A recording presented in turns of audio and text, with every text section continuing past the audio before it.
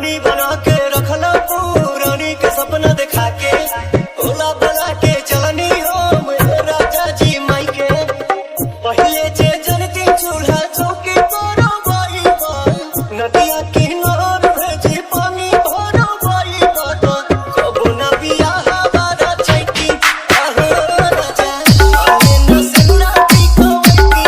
आहो राजा कबो न बियाह बारा छैती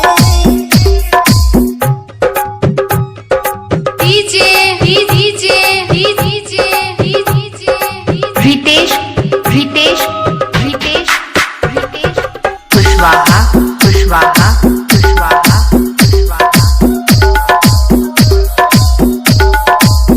साड़ी दिहल पापा जी के गाड़ी दिहल पापा जी के साला भूमि तू हंस कर बहु काज नहीं कस कर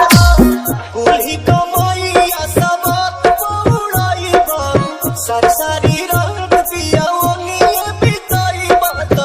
अपन भोजन ना पोसी आईती आहो राजा आने न सेना की कोवती आहो राजा कबो न बियाह बारा छैती